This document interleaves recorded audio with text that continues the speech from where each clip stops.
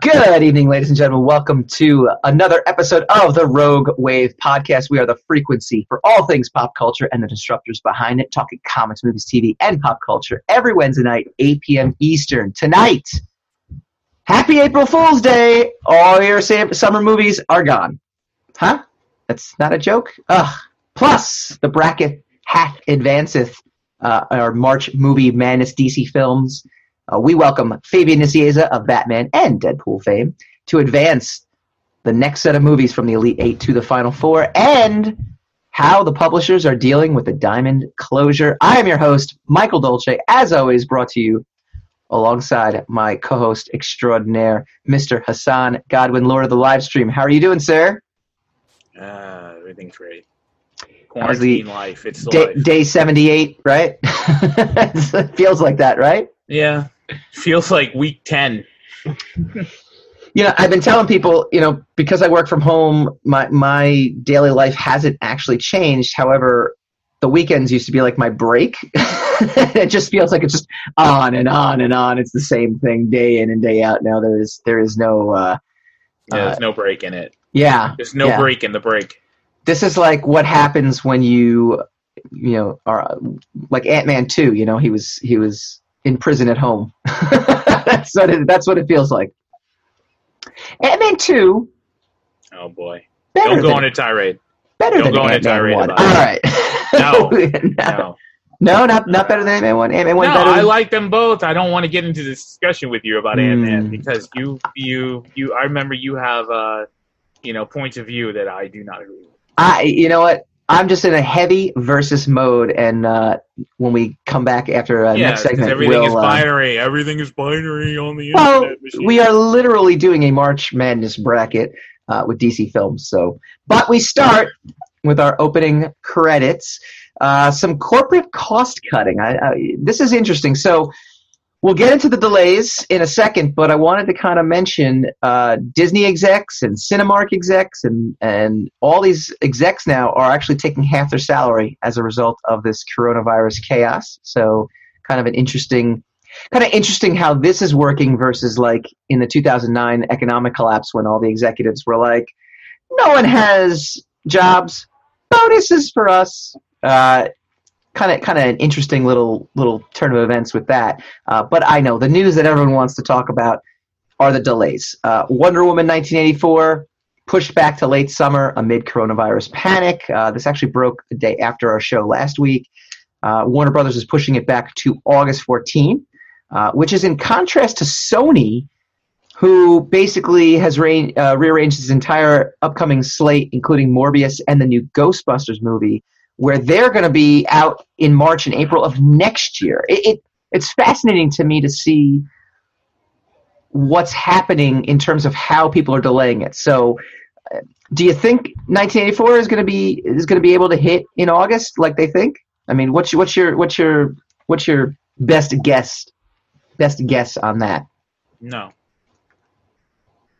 So you think this is like a failed attempt to just kind of salvage it? Whatever this is probably going to last a full year. So, we might be lucky if we get things in September, October, or, get some December movie releases and stuff like that. But August seems very early, in the grand scheme. Well, because, we're a month away from May, June, July, August. It's really close. Well, you and I were talking about this kind of off air too. I mean, it's like, I was supposed to go to a concert on Monday night. It's a good thing they postponed it because, obviously couldn't do it then. But then in 3 months from now, will you feel safe going out? I know all the pro sports teams are saying they're going to bring the season back, no fans. So, how does that reconcile with theaters? How are theaters going to be able to do that? And is August, as much as August feels like it's, I think this time around we're going to have a lot of breakthroughs in current streaming. I think the medium is poised to be exploited for an upgrade in commercial streaming. Yeah, I think we are all prepared for it. I think they just need to pull the trigger, and I think the more and more this starts to hurt the bottom lines of major studios, the looser and looser the parameters are going to be for them to release brand new things. Also, The Invisible Man had like a financial resurgence on streaming. You know, after they released it in the theaters and then they released it on streaming, and it actually, you know, that and onward, they had you know, they were kind of windfalls.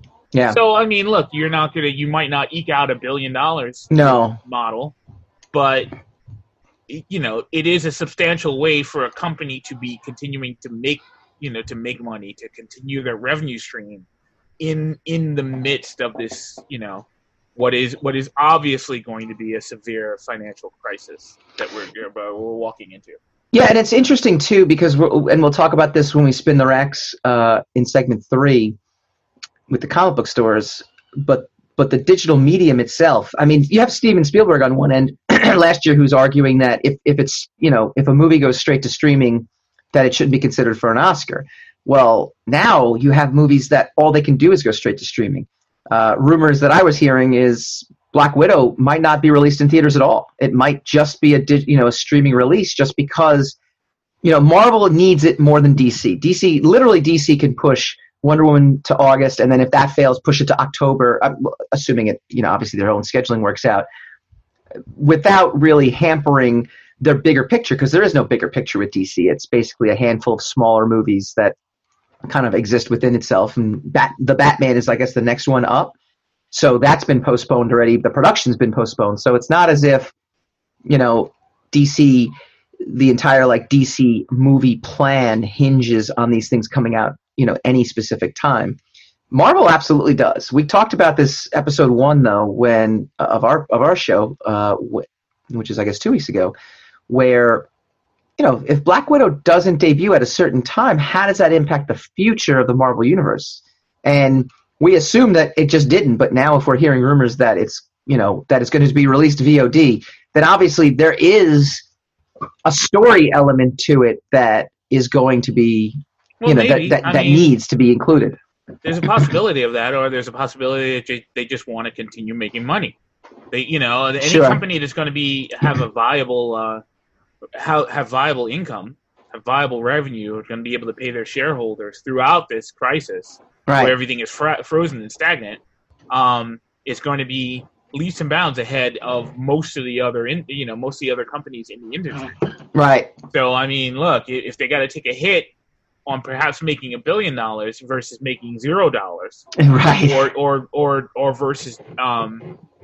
versus releasing it on home media, you know, and making that abbreviated or stagnated revenue from that, you know, then yeah, just try out streaming. We'll see.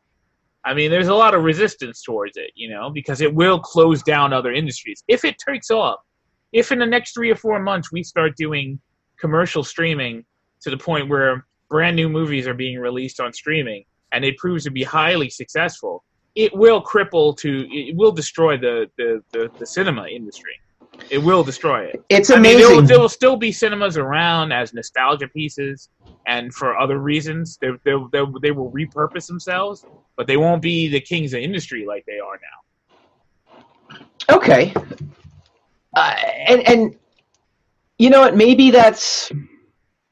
Look, I mean, one of the things that in my circles that we've been talking about is, you know, for example, I'll use my own analogy. I managed to organize my living room. Why? Because I happened to be home, and it's something I've been putting off for a long time. So, but I needed the impetus to actually go ahead and do that. So maybe that is, you know, maybe this is not a bad thing. I mean, it's a bad thing for theaters. It's a bad thing, but maybe they'll reinvent themselves as well. I mean, you have things like Alamo Drafthouse, where they make it a night out versus they make it an experience. The movie's not the experience. You know, baseball stadiums are starting to do that. Yankee Stadium is starting to do that. Yankee Stadium basically said, all right, you don't need a seat, because the game is not the attraction anymore. It's the experience of being in Yankee Stadium. $20, no seat. You can stand wherever you want. We have standing bars. They actually built more standing bars just because that's the response. So, you know, we look at things like an end of an era, and sometimes we get very sad, or at least I do, you know, and again, we'll kind of go into this segment 3 again, too. We talk about the comic book situation in comic book retail stores. But maybe it's just nostalgia that's we're kind of clinging to, you know? I mean, maybe that's... I mean, it's a lot of things. It's nostalgia. It's a way of life for a lot of people. It's revenue for a lot of other people. It's a job, you know? I mean, there's a lot to be considered that's going to be lost if we change things like that. And then, you know, there's also the irreparable, in English, the irreparable alteration of how we see movies, you know? I mean, that might dramatically change to the point where it loses its place as high art in our societal, you know, mentality. Yeah. I mean, there's a lot to be considered about it. And we don't know what the outcome is going to be. We don't know what the result is. I had a conversation with someone recently too, and they asked, you know, digital comics versus, and this applies to your movie theater and what you just said, right? Digital comics versus retail comics. He says, why would you want to be in stores? You can't make any money in stores. You can make money selling things digitally or in bulk, you know, but you know, and I go, you know, there's just a certain amount of cachet to being able to tell people you were in comic book stores, like your comic book was in there. And just like you said, like the idea of high art, right? There is something about being released in a theater in a grand fashion that does hold true. But again, there's a whole generation of kids who came up wanting to own a comic book shop, wanting to be a retailer, you know? Yeah. I mean, you can't just say, oh, you can't make any money on it, so, you know, take that dream and trash it and find another dream, you know? So, I mean, like, the trick of all things is, like, you know, what you want to do when you're growing up versus when I was growing up and going to day camp in upstate New York. We passed by a car dealership, and there was a Trans Am Firebird, gold. It was a gold Firebird. It's like a Hot Wheels car with the Firebird logo on the hood. Yeah. And I'm like, when I grow up, I'm getting that car. Okay, I will have that car. Now, years go by. They don't make those cars anymore. You know, or those cars are so expensive that, you know, whatever salary I have, my tastes have changed. I don't know if I want that car anymore. I don't know if I'd look ridiculous in that car right now, you know? But you would not. Yeah. Stop it. Yeah, well, according to me, I would. So it doesn't matter. But I mean, that's what happens. You repurpose your dream. Now, you don't know what your dream is going to be like when you don't know what place your dream is going to be when you grow up and become old enough and smart enough and financially solvent enough to be able to pursue the dream, right? You don't know where the world is going to be. So that is the way the world works. If it's not financially viable to own a comic book shop, by the time you grow up to be old enough and rich enough to own a comic book shop, then you do have to repurpose your dream a little bit. Yeah. But if you grew up and you were financially solvent enough and you own a comic book shop and you were able to kind of make it work a little bit, there is something to be said about the loss of that, you know, of that dream, that having that dream taken away from you, or having the world change so much that you cannot pursue that dream anymore when you're in the middle of living that dream. Yeah. That is a substantial loss. That is tremendous, you know? Yeah. That's like getting the Trans Am and crashing it into a school bus. You know, it's like, you know, that's the funny part, though, right? I had it in my hand and it was taken from me now. Right. You know, it's a very different experience. I know. Well, let's hope that despite yesterday's press conference, that this could extend into July. Hopefully by July it will be safe. Hopefully Comic-Con will be safe. That's another thing that's been on my mind. We kind of talked about that off air as well, too. I'm hoping it's the end of July. I'm hoping that we will be able to do it. We will feel safe. We will be able to go in August and start resuming some sort of normalcy, and that includes going to movie theaters if they're still around when we do. All right, when we come back, we have happier, more vibrant things to talk about, and we have an awesome guest, Mr. Fabian Nicieza, co-creator of Deadpool, but also a former Batman writer. So who better to tackle the Joker versus matchup and a number of other awesome matchups in our March Movie Madness DC Films edition when we come up next.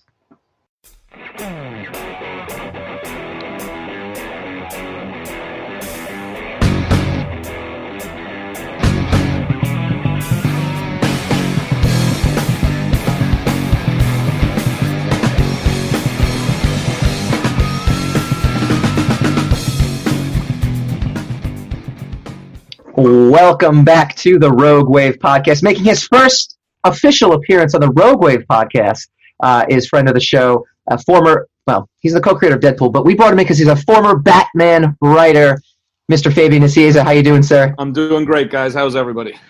We are staying healthy and sane, but I don't know what that even means anymore. I don't know how healthy we're staying. You know, like the choice of food has gone way down. You know, but we're staying fed. We're staying alert. Staying fed. Speak for yourself. This is from the neck up here, thankfully. Yeah, exactly. I don't know how fit one can get when you are locked inside your house all day. But we are a distraction for people. We hope to be a distraction for people. We talked some sad movie cancellations and movie postponements in the first segment, with Wonder Woman being moved, Morbius being moved to next year, and Ghostbusters next year, and wondering whether Comic-Con is even going to happen, where it's going to be safe to even walk outside. Negative. We did not bring you on, Fabian, to talk negative. We talked because everyone knows how not negative I am. So we brought you on for the positive. This is kid in the candy store kind of thing. We do it every year. It's our March Movie Madness. This year was our DC films, for anybody who did not catch last week. But why wouldn't you catch last week's show? You can download it on iTunes. We were up there.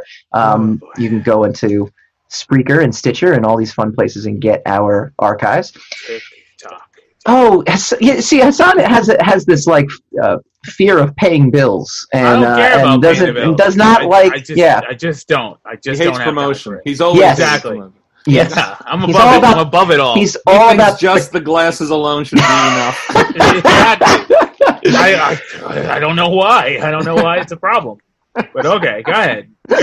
Subscribe to our channels and our podcast. But anyway, last week we pitted 16 DC films against each other, March Madness style. Yes, it is April 1st. Happy April Fool's Day to everyone. But time has no meaning, so we are spilling into April with this. And we obviously time has a plenty meaning because you're killing it. We broke it down to our Elite 8 and the current matchups in the Earth 148 bracket. Superman 1 versus Aquaman. In the Earth 149 bracket, Tim Burton's Batman versus V for Vendetta. In the Earth 159 bracket, Wonder Woman takes on Superman 2. And in the Earth 154 bracket, the main event, really, which I'm actually happy it's not in the finals because I don't want it to be in the finals. I wanted kind of socially engineered this a little bit. Dark Knight versus the Joker in our Earth 154 bracket. I think... now, first of all, Fabian, you were telling us you were surprised that Adam West's Batman did not beat Tim Burton's Batman. What? I think it's a matter of your age, quite frankly. Mm-hmm. If you are of age, you understand the sheer brilliance that was the Batman TV show and the movie, quite frankly. And to think that anything in that Burton movie, anything in it, which it wasn't an awful movie by any means. I'm a critic of a lot of Burton stuff. I'm not a big fan of his, but the Batman movie wasn't awful. Nothing in that movie comes close to topping Batman running with a bomb along the docks and not baby ducks. So the minute you understand and accept that as a truth, then you understand why there is no way that the Burton Batman can beat Batman. Sometimes you just can't get rid of a bomb. Sometimes you can. Sometimes you can. Tell that to Zack Snyder. Well, hot take. Unfortunately, well, not unfortunately. Look. As I said last week, I grew up on the Batman TV series as well. I was a 7-year-old making Lego Batarangs, out of Legos, just because it was so great, and doing biffs and bams. I have many such memories myself that I won't share. Yeah, he refuses to share. And apparently he has no idea who the monkeys are. That's what we determined from last week's show. I didn't say I didn't know who the monkeys are. I said I didn't watch the monkeys. There's a big difference. I know exactly who the monkeys are. You go listen to the transcript. Let's get it right. Get back to your spiel. Your spiel. Tim Burton's Batman did indeed move on. The only true upset from last week was V for Vendetta pulling in a play-in game win over both Batman Forever and Shazam. And now it's facing off against Tim Burton's Batman. And from the sound of it, I actually figured, Fabian, that you would be on the side of Tim Burton Batman, and V for Vendetta would have a tough time moving past. But maybe I'm wrong. You may be wrong. I think V for Vendetta, for what it was trying to adapt, was solid enough in what it did. I don't think it was by any means a great movie, but I don't think many of the movies on your chart are great movies. We weren't really working with a lot of material here. I was disappointed in Batman when I originally saw it, for the simple reason that it was such a muted version of what the character could or should be on screen. And part of that is because Tim Burton has no clue whatsoever how to direct action and how to direct movement on screen. He's really good at quirky set pieces and quirky interactions and exchanges. So the strengths of that movie were the quieter stuff, or the character interactions than it was anything Batman did. And I'm trying to remember whether the character in V for Vendetta was able to move his neck or not. If he was capable of moving his neck, then that probably gives them the edge. So here's the thing that I liked about Tim Burton's Batman. Obviously, it's not just, it's again, kind of going back to your original point of like when you grew up. It was the first like big movie. I was 10 years old when it came out. It was an event and it was awesome.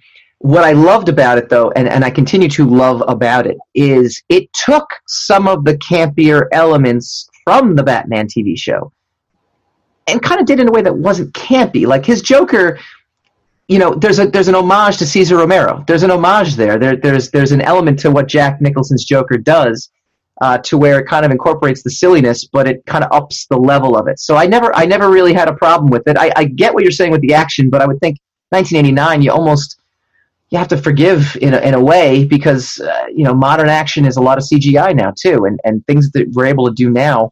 I thought he pulled it off. Do we have to? No, we don't really have to. No, we don't have to. But this is my take. So yeah, that's why I kind of do that. My biggest issue. Jackie Chan might quibble with you regarding the ability to shoot action on screen in 1989. Yeah, but he wasn't wearing a giant bat suit.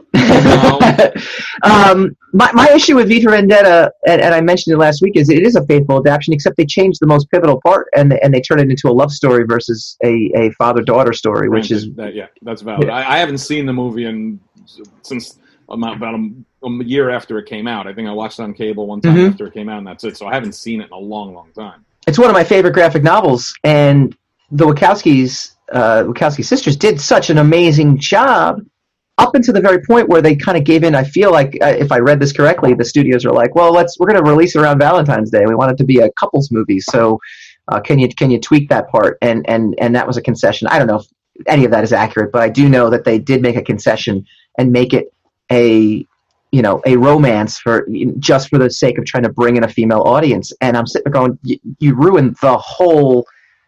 To me, it was an unforgivable change. Watchmen, he changes it at the end from the Squid Monster to Dr. Manhattan. Makes total sense to me. That's an understandable change. Makes total sense. I get the studio's notes though, because nothing says date night like Adam and David Lloyd. Nothing says like a Guy Fawkes mask, and Natalie Portman, right? So candlelight. There was a lot of candlelight in the movie, wasn't there? Yeah. I guess it was very romantic when you really boil it down. When he was shaving her head, and by Victorian era standards, it was super romantic. And torturing her in a jail cell. I don't know what you guys are talking about. I mean, that's pretty much how any of my Thursday and Friday nights go. That's go check out Hassan's Tinder profile. I don't appreciate the critique. I really don't. I don't appreciate it. So I gotta move Batman ahead. Hassan, we got a V and we got a Batman. What do you think? V for Vendetta versus Batman.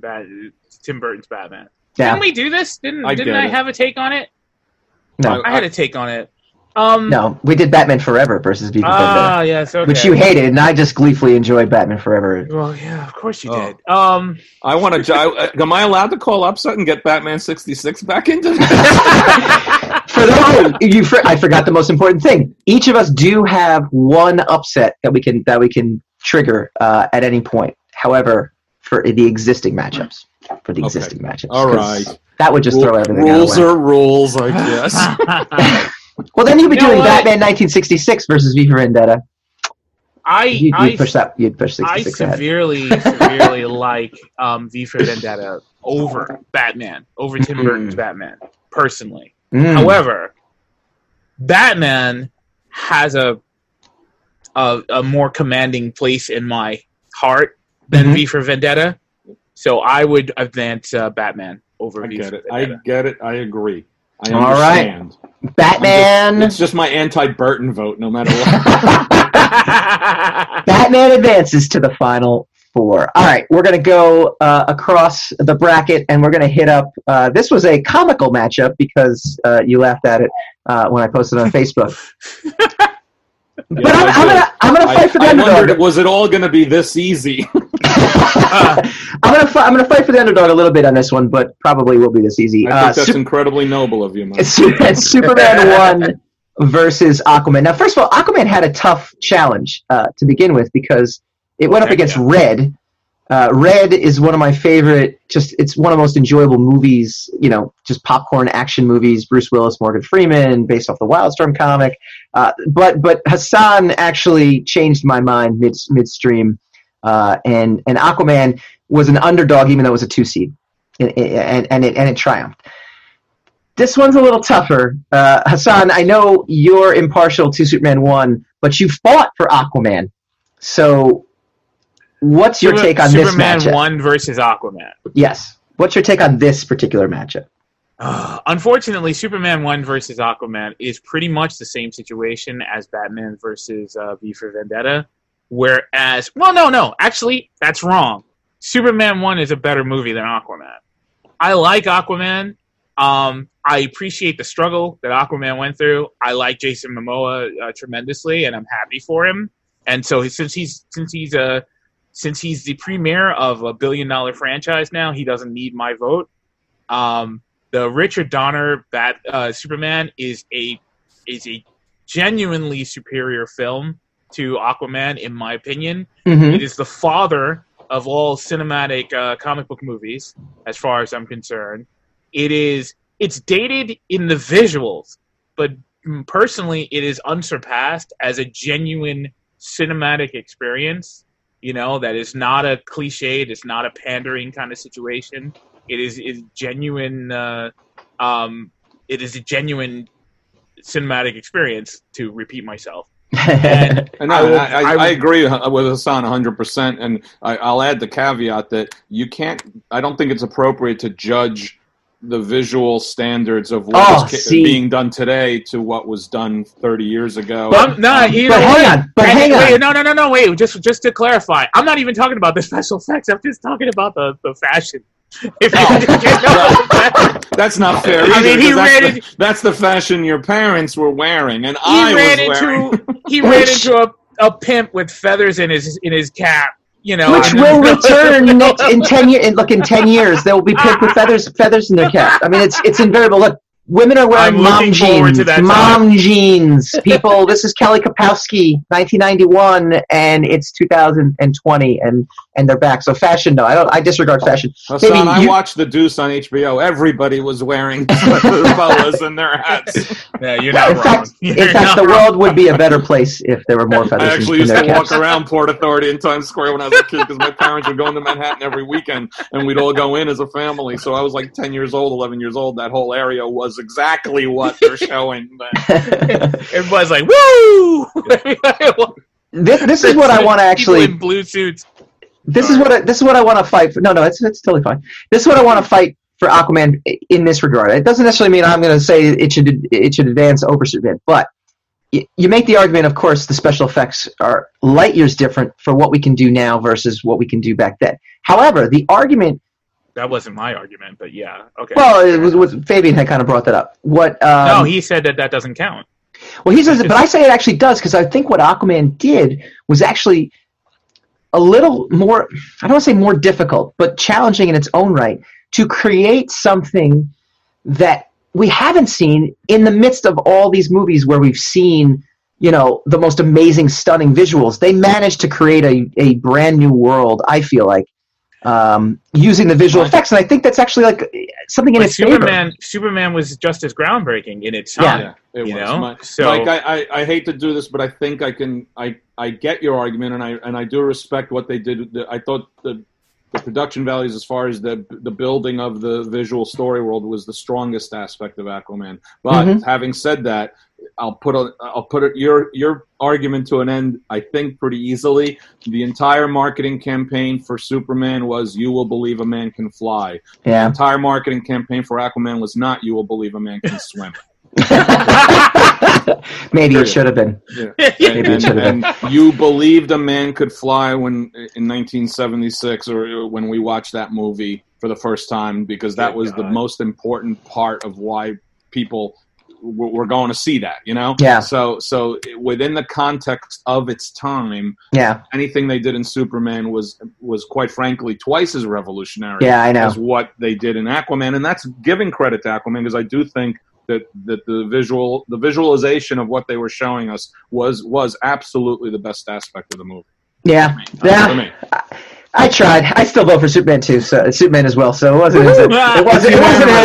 I just want to give him a little love. I hear you. That's good. We were able. Look, you were able to get me to say positive things about Aquaman. I gave at best a C+, and the plus was for the visual stuff, and because Momoa, although I think he's really, really awful for the part, is really a likable actor. Yeah. I agree. Fair enough. All right, moving on to our third matchup, Wonder Woman versus Superman 2. This is tough. Now, let me tell you, here's the thing. Hassan is not a fan of Superman 2. He likes it, don't get me wrong. But I actually like Superman 2 way better than Superman 1. I think Superman 2, to me, stands out in my head more, despite all the crazy wackiness that does kind of happen toward the end, or because of. Where do you stand on both these films, Fabian, and is this you said it's kind of tough, so what do you think about it? Tough one. I used to like Superman 2 more than Superman 1. In the last 10 years or so, 15 years, I've altered that, because I used to like Superman 2 more because it was so much more comfortable in its own skin after the first movie, and it was a lot of fun. And then once again, they put stuff on screen that we hadn't seen before at that time. Although by today's standards, of course, it's really hokey. Sure. But the flaws in Superman 2 start to crumble over the course of time. It doesn't bear the weight of its mistakes in the same way. Having said that, I really enjoyed Wonder Woman up until about the 70% mark. Yeah. And then it turned into a bad Zack Snyder video game. Yeah, I mean, it wasn't even like stupidity fest. Yeah. So that really soured me leaving Wonder Woman when I saw it in the theater. But the more I've seen Wonder Woman since, and I've probably seen it 3 or 4 more times, the good in that movie for me outweighs the bad. So with Superman 2 now, over the course of time, the bad has outweighed the good. So I got to be honest, as much as Kevin McGuire, my friend, may hit me, I probably would lean towards Wonder Woman over Superman 2, because in many ways Wonder Woman was a more important movie, and mattered more to more people who needed it to matter to them, mainly young girls, women, everything else, that I'd lean toward Wonder Woman. It's interesting. Yeah, I think all three of us share the same kind of opinion about Wonder Woman, and it's funny because Hassan and I were in a band, and one of our band mates at one point was like, his famous saying was, you can mess up the song as much as you want, but if you nail the ending, then no one remembers that. They only remember the way you end the song, and Wonder Woman had that kind of issue. For me, I actually didn't have it. It's funny because Hassan actually brought this up, and it's one of these things that I don't really remember having issue with until he brought it up last week, and I'm like, oh yeah, Superman does kind of kill those people, doesn't he? That is kind of anti-Superman. Although I thought I don't think he killed them. See, that's the thing. I don't think he did either. I don't think he killed them. This was a lighthearted comic book movie, so he's not killing those people. He's banishing them. It's how villains have been disposed of in pulps and comics forever, you know? Yeah. Dr. Octopus didn't die in an atom bomb explosion, you know? But if you had only seen the atom bomb explosion, you would have thought he definitely died. Right. But, you know, 2 years later, we find out, no, his tentacles absorbed the radiation. So, you know, to me, anybody who argues that Superman killed in that movie, and many of the people who are making that argument are Snyderites. I find it kind of silly, because within the context of the time that movie was being made and the tone of the movie overall, he's not killing anyone. Yeah. No, I disagree. Yeah? I disagree. You think Snyderite? Yeah. Okay. Fair enough. Fair enough. I'll wear it. I think I agree with you that probably they made a better Superman 3, which we will not go into at all. Yeah, in context. I think if they made a better Superman 3 and they brought back Terrence Stamp and the crew, then you would explain it that way, and so that would exonerate whatever he did in Superman 2 to supposedly banish them. But the problem is, there's no way he knew that they were going to survive it. I don't know that. Again, that's a presumption on your part, because you want to side you want to lean to the side that says he killed them. So I'm leaning to the side that says he didn't kill them, because he doesn't kill, and they didn't die because he knew they weren't going to die, and they did. So it's a very easy counter argument to make. Fabian, explain to me the cellophane S. And that's another great Snyderite maneuver. That's like the Trump Snyder shuffle. I address one thing you say, and then you sidestep it, because I made a very logical point, and you sidestep it, and I cannot explain the cellophane S. It's stupid. But the cellophane S has absolutely nothing to do with the conversation. It doesn't. What's worse? It doesn't. It was a technique of changing the subject while staying on good terms. But Hassan, by changing the subject? We could never not be on good terms. What's stupider though? What's stupider, the cellophane S or the video game like ending to Wonder Woman? In the context of what Fabian said about the 70% mark, right? Which I actually absolutely agree with pertaining to that movie, and it does kind of fall apart there. The difference from our perspective, even though I 100% agree, is by the 70%, they've already got me. So if they want to cartoon out the ending, I'm like, okay, this sucks, but the experience was good enough for 70% of my time that I'll let it go over the finish line. So I absolutely do not disagree that the movie falls apart. I don't exonerate it because it fell apart. If we're just talking about a personal preference, I'm okay with it because it gave me 70% worth of entertainment up to that point. But Superman 2 is almost the reverse, because the third act was weak and had so many flaws in it. Then you leave the theater feeling frustrated, by what it did. It's not selling you enough, though. So whatever happened beforehand isn't selling you enough the way Wonder Woman did. Yeah, and again, that perspective is an older person's perspective. When I was a kid, I ate it with a giant spoon. I thought it was the greatest thing I've ever seen. But as I get older, and it has nothing to do with whether he killed them or not. That was just a kind of a gag between Dolce and I. It's nothing to do with that. What you're saying about the flaws in the film in general is kind of my same perspective on it, and I don't defend Snyder because I did not like Man of Steel or Batman versus Superman. So but you love Sucker Punch. Sucker Punch. I love Sucker Punch, but I'm not a Snyderite. I reject that. But I think Hassan and I are both voting for Wonder Woman. It sounds like yes. So then the question is it unanimous? It is, and it's not an upset here either. I will not upset Superman 2 ahead of Wonder Woman. I will say the context of Wonder Woman counts, though, around the movie, which is actually something Hassan always argues against, that we should care about this kind of stuff. But Wonder Woman was also the first modern DC film post Christopher Nolan that didn't suck, and so.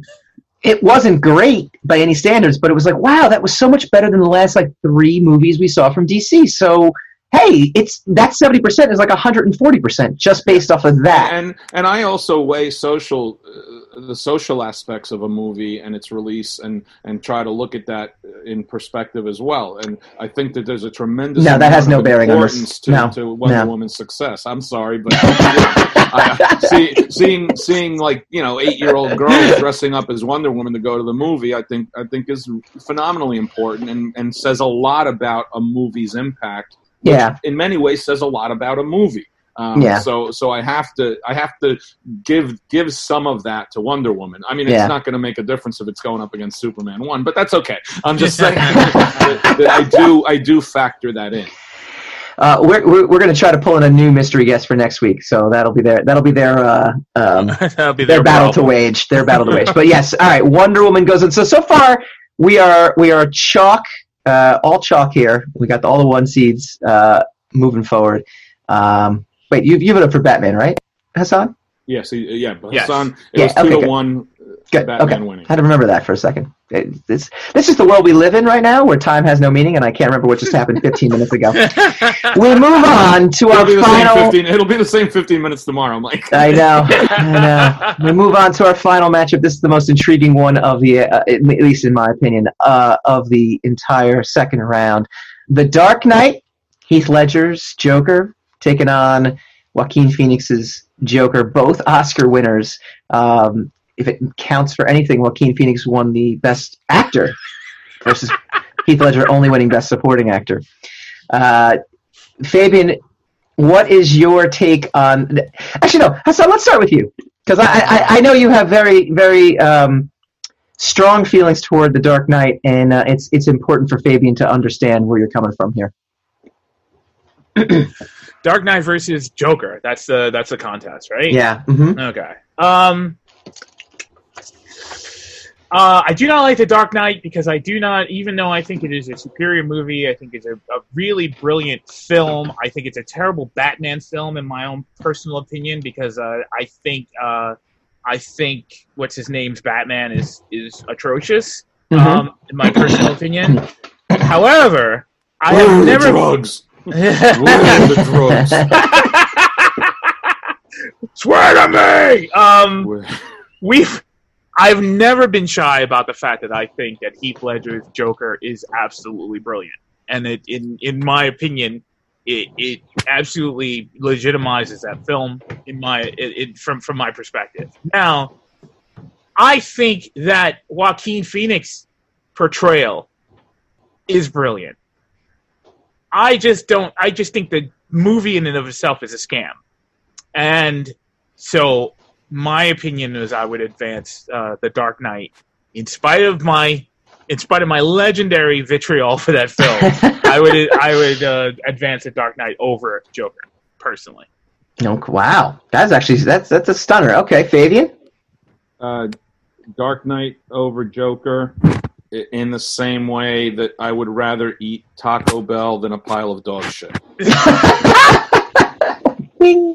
I mean, do you really want me to get into how much I loathed the Joker movie? Really? Actually, yes. I would like you to get into it. Yeah, no, I would too. I'm curious about this. I would have left the theater, which I have not left the movie, and I have no clue how long. Probably since I was a teenager. I would have left the theater at the 1 second mark of that movie. If I did not want to abandon my friend Kevin McGuire, okay? Because we were seeing it together. From the second they put up the grainy 1970s version of the Warner logo is when I said this movie has lost me. Because it is pretending to be something it is not. It is pretending to be a 1970s movie. I saw all those movies, most of them when they originally came out in the theater, okay? So the thought that these posers were going to be recreating something of its time told me right off the bat that this movie was a complete fake. And it was a complete fake. It was nothing more than a pastiche of several brilliant movies which were brilliant because of their time when they were made. And it's nothing but a jigsaw puzzle that's put together by other people's pieces. So it is awful. With a candy coat of having a comic book villain as the main MacGuffin, or as the main antagonist of the film, which the director even copped out after the film came out and said, he might not even be the Joker. I mean, nothing is genuine. Nothing is genuine in it. I have the exact same, without the art that Fabian just displayed in breaking it down. I have the exact same feelings about it.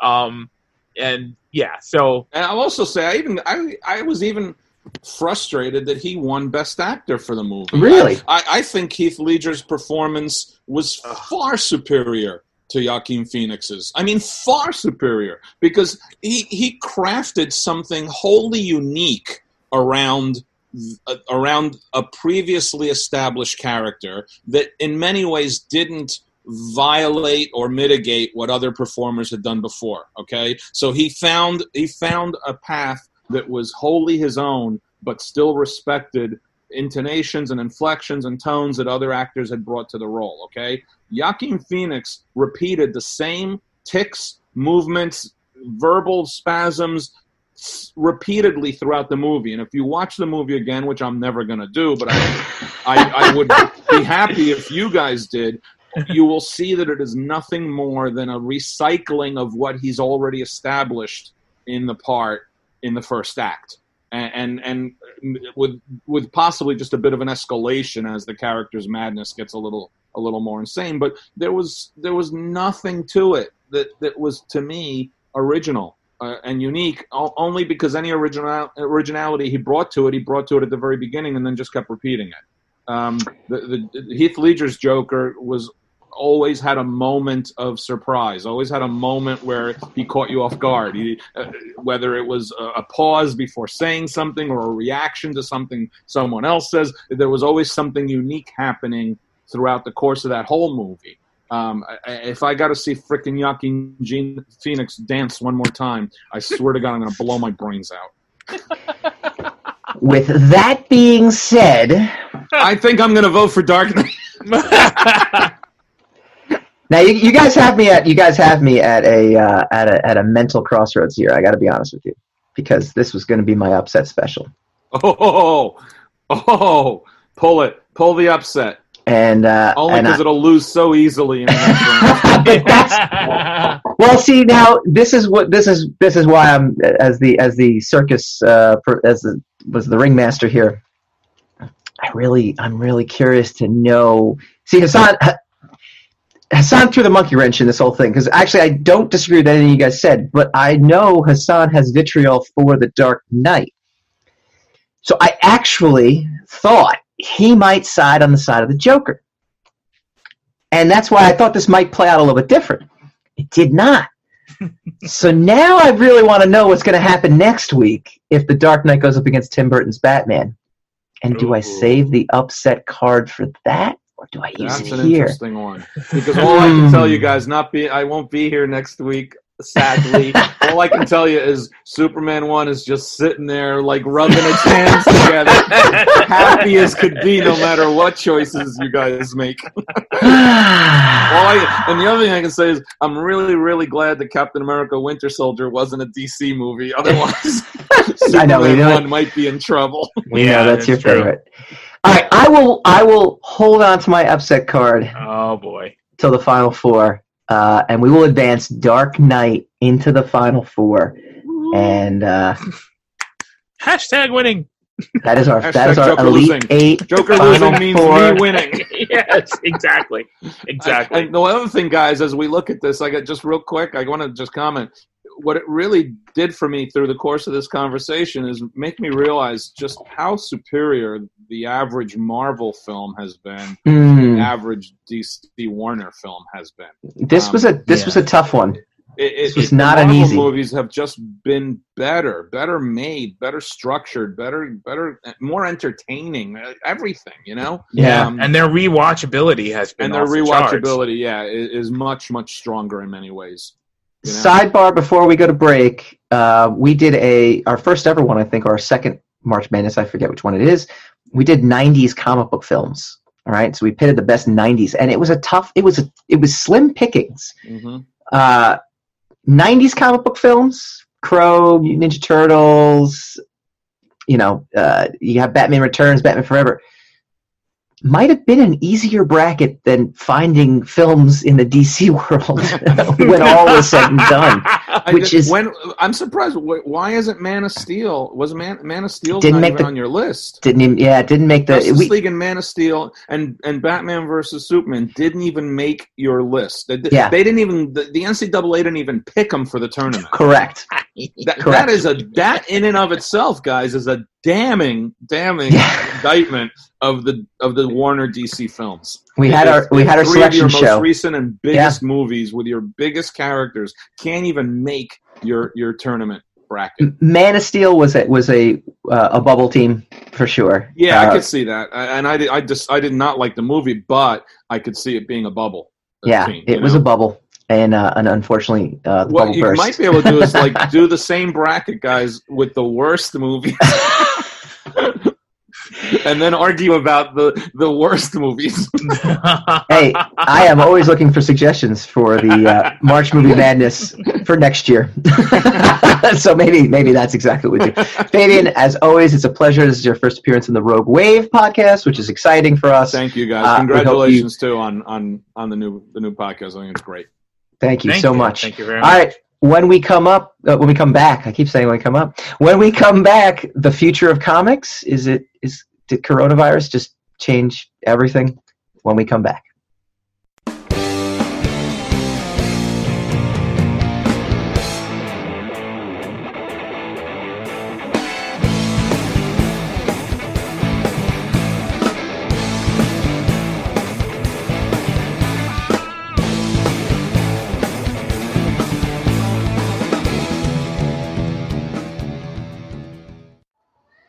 Welcome back to the Rogue Wave podcast. I want to thank our guest, Fabian Nicieza. This is his first appearance as a Rogue Wave guest, so that was pretty cool. But he's been on our old podcast numerous times, so he will return. He is an amazing guest, and we thank him for his time and his somewhat diligent answers to our March Movie Madness questions. We do this every week. We talk about the comic books that make up all the movies and TV shows that you love, and boy, oh boy, is there a lot going on. We call this segment Spinning the Racks.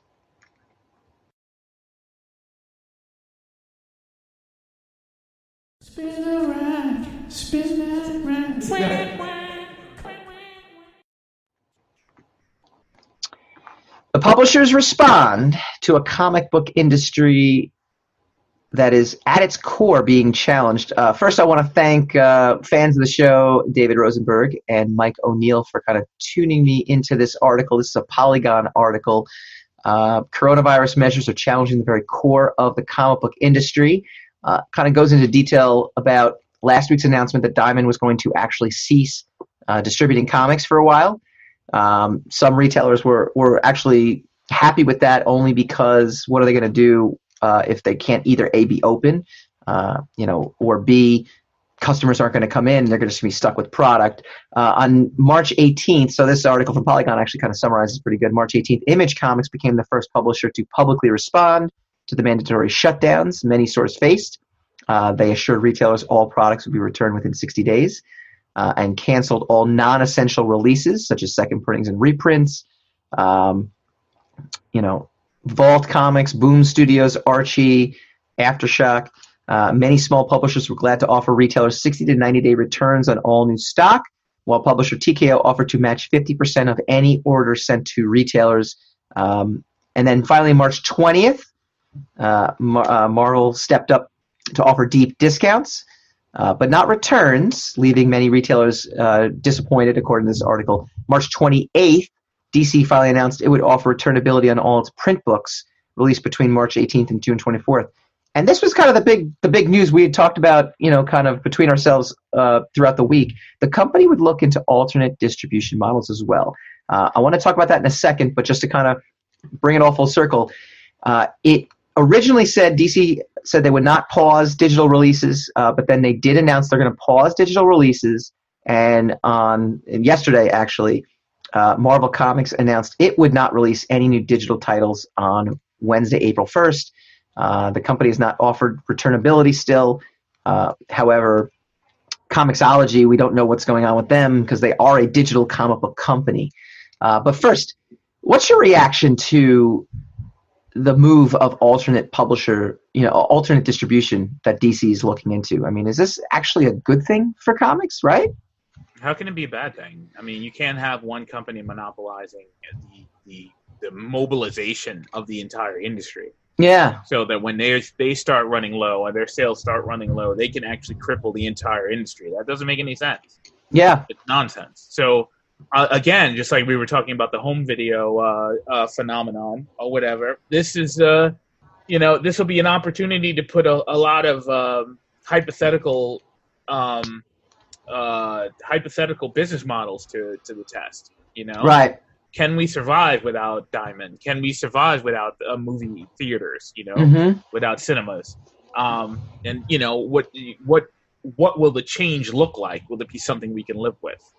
So I think the fact that they're willing to experiment, the fact that they're willing to try to work and keep the retailers involved in the grand scheme of comic book distribution. Yeah, I think it's a great idea. Instead of just 100% abandoning the retailers to go full digital, although they should really go full digital, as well as sell tangible copies, as well as find other means. But that's the problem, right? And this is what they kind of say in the article, though, that even though print publishing remains the primary way American comics are consumed, many retailers fear their customers will just jump ship to digital.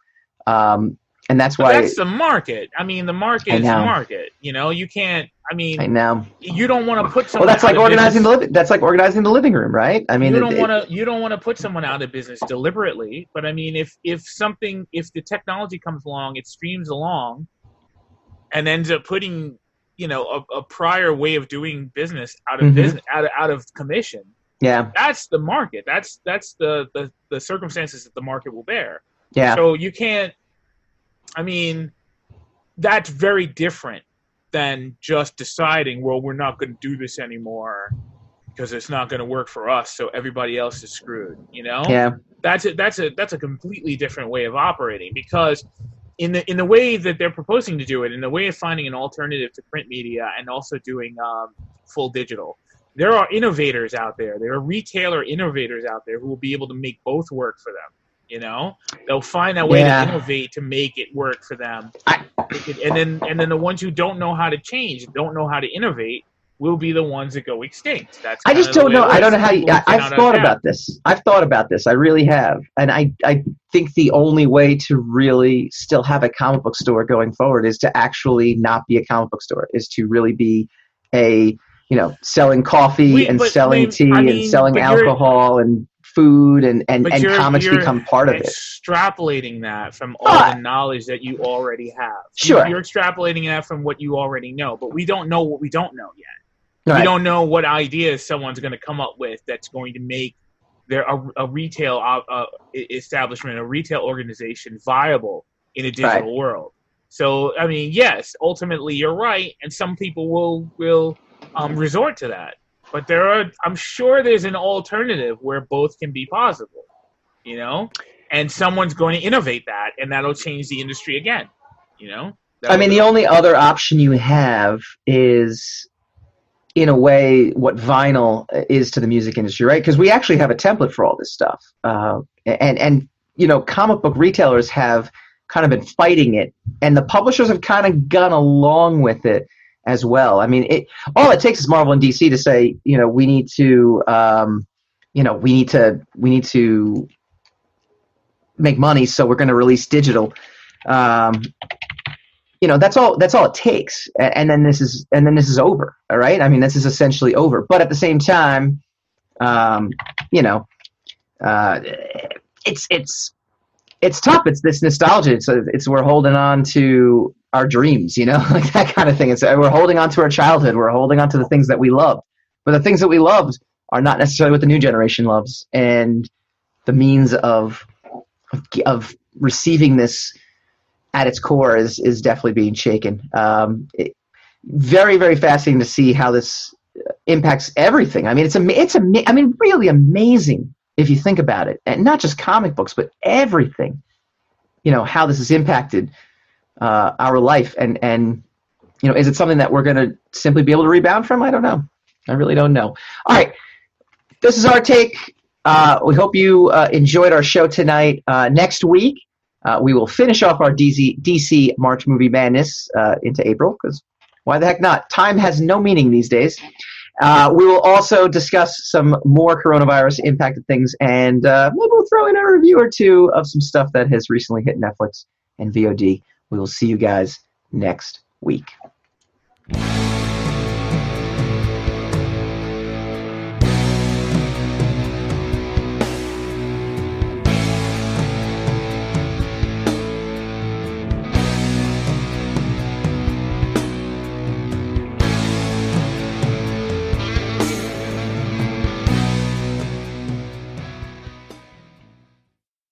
Wave.